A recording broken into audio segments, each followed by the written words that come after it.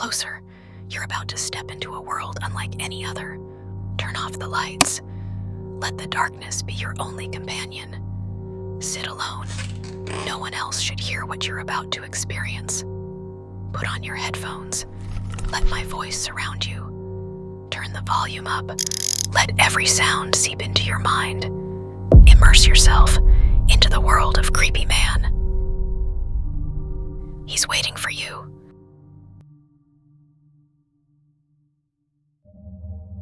My name is Emily, and I'm 28 years old. I've always been a rational person. Someone who doesn't believe in the supernatural or things that go bump in the night.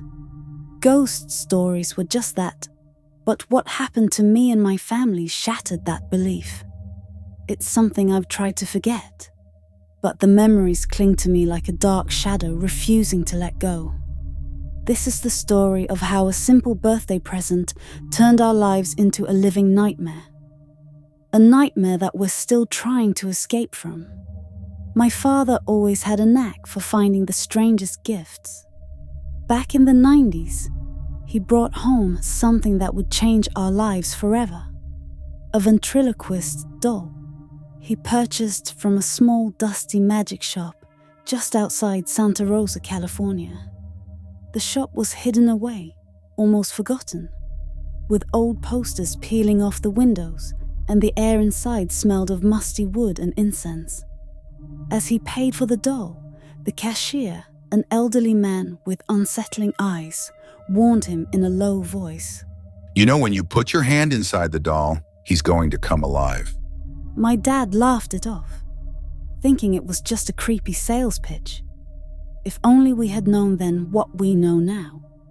When my dad brought the doll home and gave it to my sister Marty, she was ecstatic. She had always been a fan of ventriloquism, especially Edgar Bergen and his dummy Charlie McCarthy. The doll was dressed in an old-fashioned tuxedo with a fixed smile that seemed to stare right through you. At first, it was just a toy, something Marty cherished and played with. But soon, things started happening. Things we couldn't explain. The doll's expression, though made of hard plastic, seemed to shift when no one was looking. It was subtle, but enough to make us uneasy.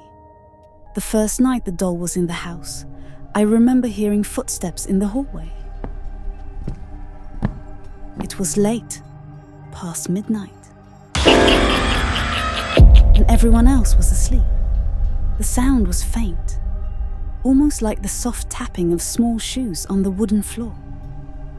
I got up, thinking it was our dog, but when I opened my bedroom door, there was nothing. The hallway was empty, just darkness stretching out before me.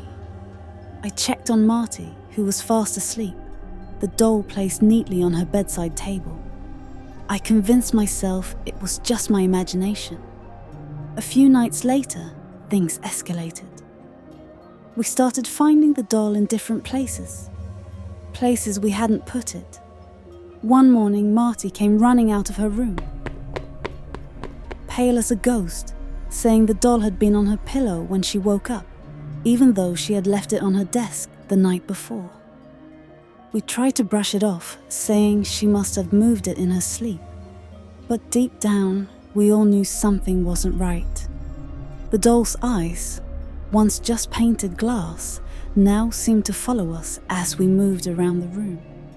One night, I woke up to the sound of something scratching at my door.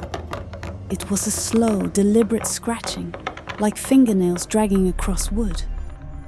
I froze in bed, my heart pounding in my chest. I wanted to scream, but fear kept me silent. The scratching continued for what felt like hours, then suddenly stopped. I stayed awake until dawn, too scared to move.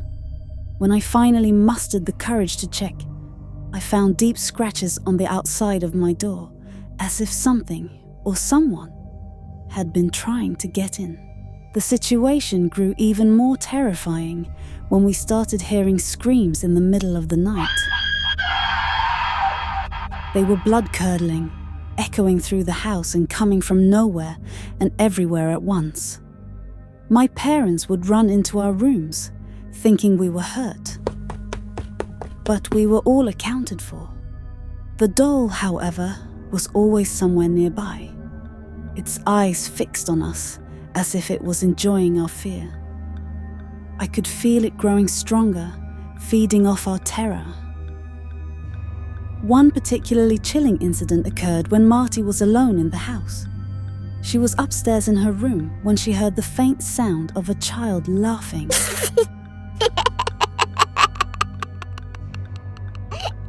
It was a soft giggle at first, almost playful.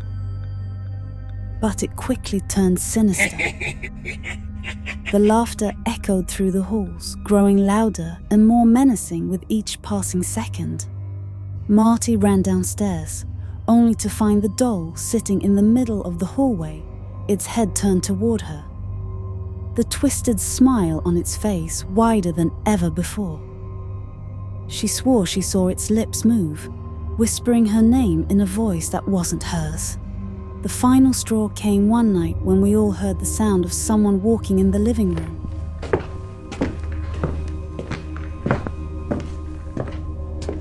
It was the middle of the night, and all of us were in our beds. The sound was unmistakable. Footsteps, slow and deliberate, pacing back and forth. My dad grabbed a flashlight and cautiously made his way down the stairs, with the rest of us following close behind. When we entered the living room, we saw it. The doll was sitting on the couch, its head slightly tilted, as if it had been waiting for us. My dad swore he had locked it in the cupboard before going to bed. We were all terrified at this point. My dad decided the doll had to go. He tried burning it in the grill outside, but no matter how much lighter fluid he poured, the flames wouldn't touch it. The doll sat there in the fire pit, completely unscathed, its smile almost mocking us. We even tried cutting it up with a kitchen knife, but the blade wouldn't pierce its plastic skin. It was as if the doll was made of something impenetrable, something otherworldly. Desperation set in. With every attempt to destroy it failing, my dad decided to throw the doll away. He drove it to the nearest landfill, tossing it into a dumpster filled with trash. We felt a sense of relief when he returned, thinking it was over. But the next morning, as we were getting ready for breakfast, the doll was back, sitting at the kitchen table as if it had never left. None of us could explain how it had returned, and the fear in our home grew even stronger. My dad was done playing games. We knew we had to get rid of the doll once and for all. He decided to bury it in the backyard, thinking that if we encased it in cement, there was no way it could come back.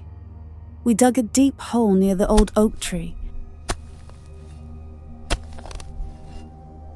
and my dad placed the doll inside, its lifeless eyes staring up at us as we filled the hole with cement. Even as the last bit of concrete was poured, I couldn't shake the feeling that the doll was watching, waiting for its next move.